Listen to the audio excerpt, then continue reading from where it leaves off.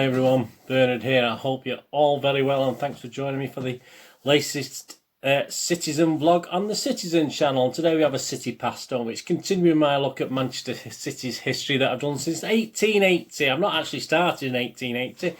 That's the year I've looked back on. And we're looking at, I think initially a 10-year increment, then it went to 5 years, 5 seasons, and then it might have gone to a couple of seasons, and now we're down to looking at individual seasons. It's become more my time. We're going to look today at season 66-67, which is my second season of watching Manchester City. So a lot of personal thoughts, so that's why now they've gone to a season, an episode. So please join me today. We'll look at a very, very interesting, as they all are, for one reason or another, very, very interesting in Manchester City's history, season 1966-67. Please, if you're new to the channel, push that subscribe button, push the bell notifications so you know when these vlogs are coming out. Make sure your notifications are set to public as well. And please, if you've any interest in films and TV, don't forget to check my playlist, as well as Manchester City history stuff and Manchester City present stuff, what's happening now. There's also lots of stuff on there for films and TV and stuff like that I do. So if that's of any interest, or you know somebody who'll be interested in that, that'll be absolutely fantastic. And as always, please make your comments, any memories you have of this time. If you're an old bugger like me and you were going to these games at Main Road in the mid-60s or even earlier. Hey, I'm not even, there's even guys older than me out there, believe it or not, even City fans who've got longer memories than I have. So there you go, please leave your comments. And if you can't leave your comments, it's lovely to get views, but it's lovely to get a thumbs up as well. So if you can do that, that'll be absolutely fantastic. Right, well, what a season this was, 1966-67. What a time to be alive it was indeed. Obviously, as I said, my dad had started taking me. We had that walk over the hill from Withington on Yew Tree Road. Over the hill, you could see the floodlights in the distance when he got to the top of the hill. What a fantastic sight! I just wish I had a camera. Well, I did have cameras at that time, but I just wish I took a couple of pictures then, just to show that image. Absolutely fantastic as you crested. There was an old pig farm there on Yew Tree Road on that hill, and a railway line on there, and but the view as you reach the top of that crest of that hill, the hill's still there. Obviously, if you go to Withington and Yew Tree Road, you'll know what I'm talking about. You see a great sight of Main Road in the distance from there. So yeah, we used to walk up. Say it took us about 20 minutes, I think, to walk to the ground from where we lived in Withington. So yeah, what a time to be alive. I mean, it was 66-67, we'd just come out, hadn't we? I had my World Cup Willies, yeah, all the World Cup Willie mementos. I sort of remember the 66 World Cup, not as well as I remember the 1970 World Cup, but yeah, I had all my World Cup Willie memorabilia and stuff, and that was still taking pride of place in my bedroom. And of course, City were back, finally where we belonged, weren't we? After, I think, 2 or 3 seasons back in Division 2, we finally got back to the First Division. So this is what we're doing. We're actually, look at the squad there. Put the squad up on screen. This is a squad that featured in the Tottenham programme a bit later in the season, but this was more or less the squad we started the 66-67 season. So on the back row there, you got there Buck, Pardo, Kennedy, Say, Heslop, and the physio at that stage was Blakey. Another guy comes into the equation this season. We'll talk about him in a bit. In the middle row, you got Mr. Griffiths, who was the secretary of City at the time, Cheetham, Doyle, Horne, Dowd, Oakes, Summerby, and of course Malcolm Allison, who was either the coach or assistant team manager, depending which programme you looked at and who you spoke to. And on the front, we had Bell, Young, Crossan, excuse me, Mercer as the manager, of course, Connor, Brand and Joe. Brand? I'm not familiar with Brand. Is it Brand? Let me just check on there. Yeah, Mr. Brand. He's not. I'll have to have a look into him. I'm not too sure who Mr. Brand is. He doesn't ring any bells with me. And Joe Hart was the trainer at that stage, Mr. Joe Hart. So that's wonderful. Yeah, and 66-67, obviously we saw the arrival, and he's obviously at the tender age of 31, we saw Mr. Tony Buck arriving, didn't he, from non-league Bath for a price of 17,000. Yeah, so obviously he's on the back row at the end there. Just about got onto the team picture, didn't he, on the back row? But it was always going to be a tough season. Buck became a sort of sweeper initially to shore up, bit of a shore-up job at the back. And although there was definitely signs of Mercer and Allison adapting and changing things as they rebuilt a team to hopefully win titles. We'd won obviously the Division 2 title the season before, but to stay and be successful in the First Division, you had to adapt and change things. And yeah, and the players were introduced. We talked about the physio before, weren't we? To a new fitness coach, an athlete, a former athlete called Derek Ibbotson is actually on the image there, circled. A real hard taskmaster, apparently. But interestingly enough, I mean, I think the images was that they used to train at Wythenshawe Park, as well as obviously at that stage. I think I never had I used to go to Wythenshawe Park all the time when I was at that age, but I never remember seeing him. I may have done my memory plays tricks. I may remember seeing him once or twice. Yeah, so Derek Ibbotson introduced some really tough training sessions. But the thing is, I think they had a balance of fun to them and entertainment as well. So it wasn't too bad, and the players quickly, although a few groans initially, obviously quickly adapted to Mr. Ibbotson's schemes. That season, the first derby was quite early in the season at Old Trafford. It was just 8 games in on the 17th of September, and City had 2 wins and a couple of draws, but we were sort of struggling along in 16th at that stage. It wasn't to say it was going to be a similar sort of story most of the season. United weren't much better off. They were in 9th position, although things would obviously improve for them that season, as we'll see as we look at the tables as we go along, and we do know what happened at the end of this 66-67 season as far as United are concerned. But they're only 2 points better off than us. But it was interesting that Matt Busby in the programme notes, obviously the ex-City legend himself, on his Max Busby talking piece, actually had some nice things to say. I'll just quote from that. If I say that my personal disappointment and our own failure to carry off an honour last season was tempered by Manchester City's success in achieving promotion, I hope I will not be misunderstood. This is to United fans, don't forget. For having played for City for some years and between the wars, I've always had considerable affection for the Main Road club, with whom I won one of my most prized possessions, an FA Cup Winners' Medal in 1934. In addition, of course, the winning of the Second Division Championship gave this great City not 1 but 2 First Division teams. It also stirred up considerable interest among football fans at a time when gates were falling in so many soccer centres. Naturally, promotion sees resumption of these twice-a-season derby games. Matches in themselves capture the imagination of all football fans in the city. In welcoming the City directors, officials, players and their supporters to Old Trafford this afternoon, I also like to take this opportunity of firstly congratulating them on the return to the top sphere, and secondly of wishing them well in the months ahead. On a personal level, once again, it will be very gratifying to greet their manager, Joe Mercer, a friend of many years standing, on his first visit here as City's manager.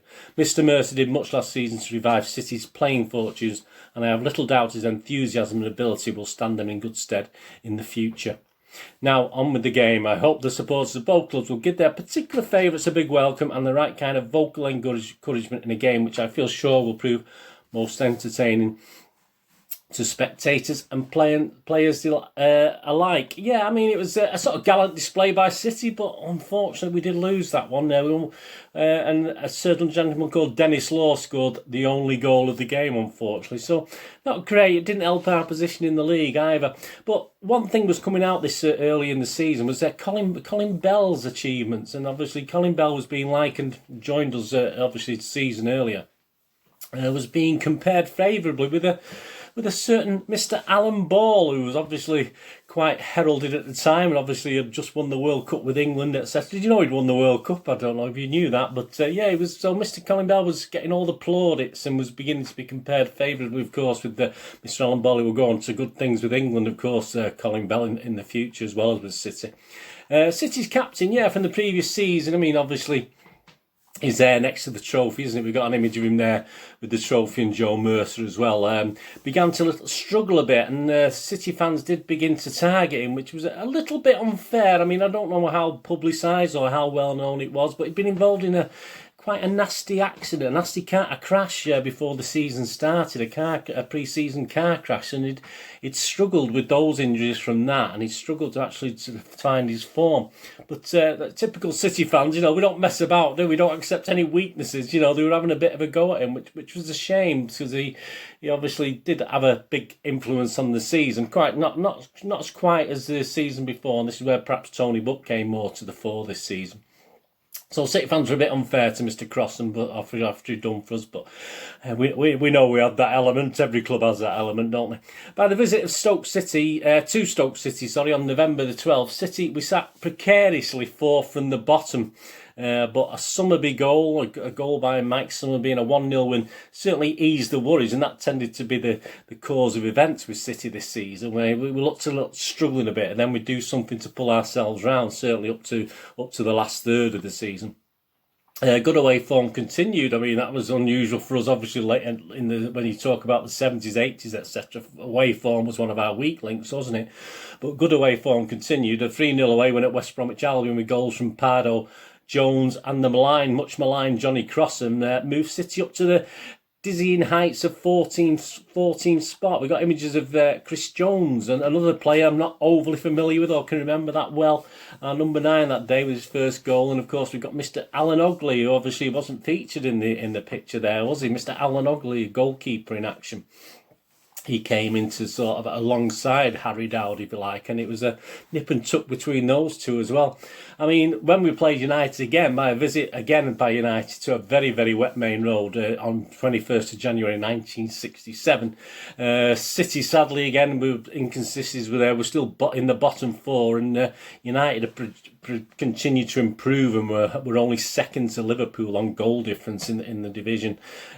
City had drawn 2 and lost 3 of the last 5 games before we played United. There's a great image there. If it's ticket only, that was from a few weeks before a City programme where obviously advertised that you needed a ticket to get into this game. So much was the popularity of this, obviously, and how much was expected. It was a really big crowd. We'll talk about that at the end of this. And there's also some great footage on YouTube. I'll send you a link on that of the crowd watched a 1-1 gritty battle. So another draw for City. It was about a fantastic some images on YouTube there. Please watch that out of the preparation for the game, etc. Only a brief look at the game, but there is some footage there just how wet and horrible it was that day. So that was it. City was struggling though, weren't we? That's another draw. We're drawing far too many games, including another draw at White Hart Lane, this game here on the 25th of February 1967, which in itself was a good result because it was against 4th place Spurs.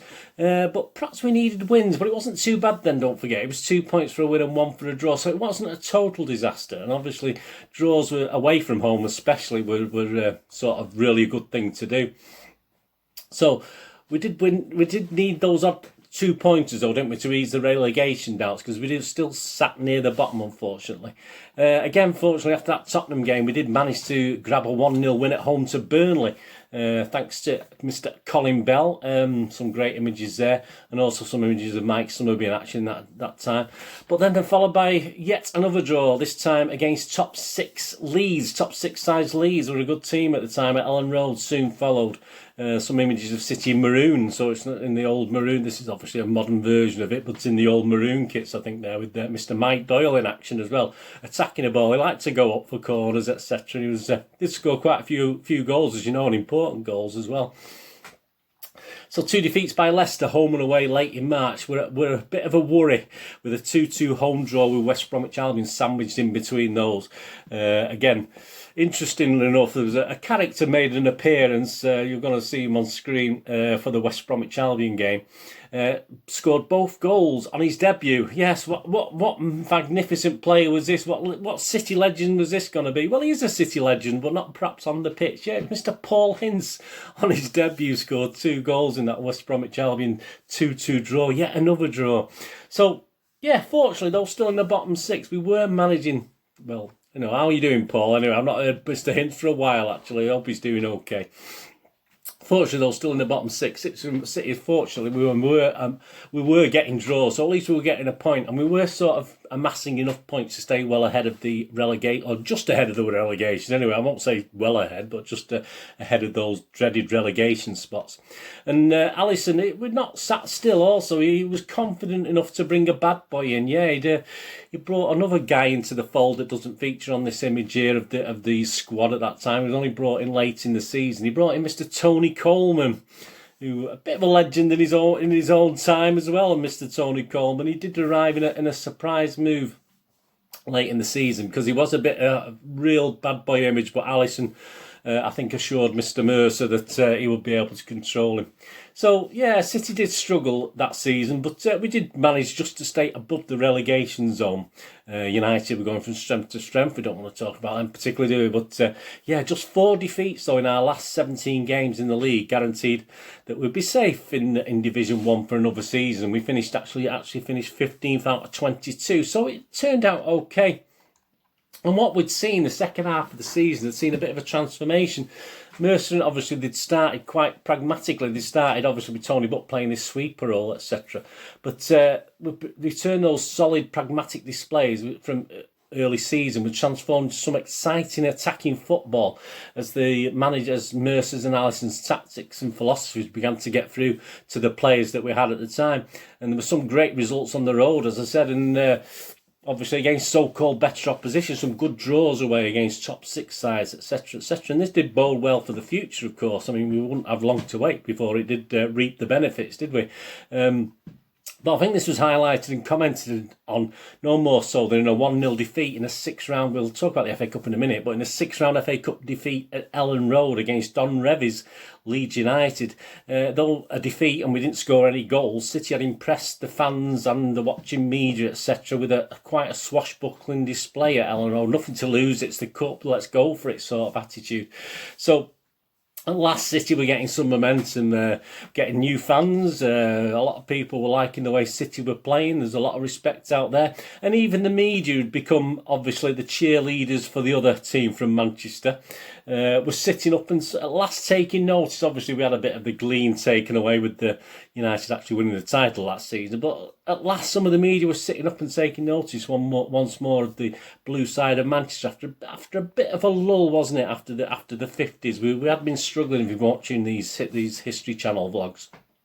In the FA Cup, just talked about the FA Cup. We did well. We lost in the quarter-finals, as I said, against Leeds United. We did beat Leicester, Cardiff and Ipswich in the earlier rounds. A 3rd-round win at home to Leicester. 2-1 was followed by 2 games against Cardiff. A very muddy Ninian Park. We've got some images there. We earned a 1-1 draw there. With some action, with Summerby in action featured in that game. And at home, we actually won the replay 3-1 after going a goal behind. Well, it wouldn't be City, would it, unless we made it hard for ourselves. We went a goal down, but fortunately, Young, a cross and penalty, still there, even though he's getting moaned at. And Bell on the score sheet for City. There's some images of the goals and the players there as well on screen. 2nd Division Ipswich visited Main Road with good support in the next round, and there's a great image of the Ipswich fans near Piccadilly Station there that was taken from the Ipswich programme. So that was round 5, and they managed to grab a draw at Main Road. They were quite, they sort of surprised City, a 1-1 draw, with Neil Young grabbing City's only goal. And there's also a great image there of Stan Horne and Alan Ogley. So Stan Horne, obviously, we're trying to get him a winners medal, aren't we, for the 67-68 season, our first black player, and that he would be the first English black player to win the league championship medal. So we're trying to get him that. I think I've not heard any as I'm recording this. He may have been given it now, but as I'm recording this, obviously that's the battle we're fighting to try and get him a medal because he played over 5 games. So some great images of him in action, obviously, and Alan Ogley there. Yeah, so as I said, then we obviously went to Leeds, unfortunately, in the next round after that, and got knocked out, as we've already talked about. The crowds were good in the league. In the FA Cup, for instance, against Leicester, Cardiff and Ipswich, we attracted, firstly against Leicester was 38,529, against Cardiff was 41,616, and for the Ipswich game at Main Road was 47,075. Some really good cup crowds. We're not always the best cup crowds with City, but in those years, the 50s and 60s, they did tend to get a good crowd. Well, we had a good one in the 30s, I remember, didn't we, against a certain Stoke City as well. But we did sort of do okay with the cup crowds.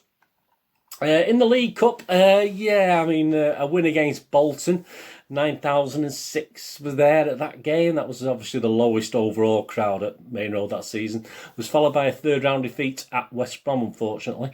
But our average crowds for the season were up. They went up last season as we won the 2nd Division, and they went up again this season to an average of 31,209. And the best of the season included of over 50,000 against Liverpool, 50,320, and of course the Manchester United game with the 63,000 crowd in for that. There's probably more in there. That was just it's just one of those figures you pluck out of the sky based on capacity. I think there's probably more in that one.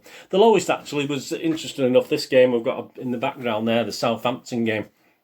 That was the lowest crowd a week before Christmas, so not always the greatest time for getting fans into the grounds. And yeah, the lowest crowd was 20,104, so it wasn't too bad, apart from the 9,000 obviously in the League Cup against Bolton.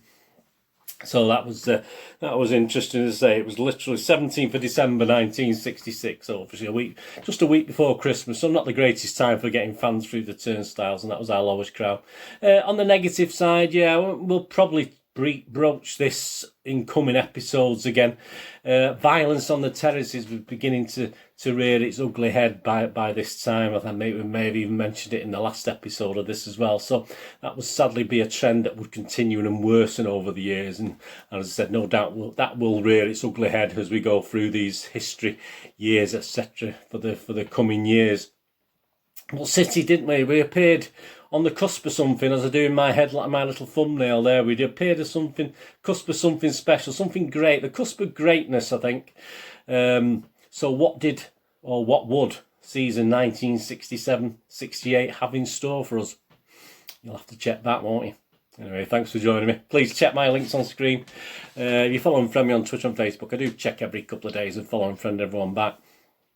And please, if you can get over to my little website, it's how I earn a living. I don't earn a living doing this. You probably realise how could I earn a living doing this. But yeah, my little day job, I have a couple of jobs just to pay the bills. So I've got a little site that I used to have. I used to have a video shop. So I've carried on with a website now, moviegamenostalgia.com, for old rare DVDs, movie posters from the 90s and 2000s, and board games. So if you can check moviegamenostalgia.com out, that'd be fantastic. And as I said, please check all my playlists for City history, City present, and of course film and TV stuff as well. They're all separate on the playlist, so please check out and dip in. I've got must have nearly 700 videos on there now as I'm recording this. We're about 664, I think. So obviously, please check those out, and hopefully there's stuff on there to entertain and inform you.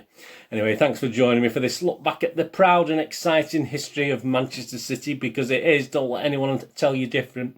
And specifically today, we'll look back at the 1966-67 season, and of course join me very, very soon for the 67-68 season. That'll be quite interesting, and I was there to witness it, so I'll share some personal thoughts as well about that. Please, whatever you're going to do with the rest of the day, have a great one. Look after yourselves, look after your friends, look after your families. More importantly, let's all look after each other.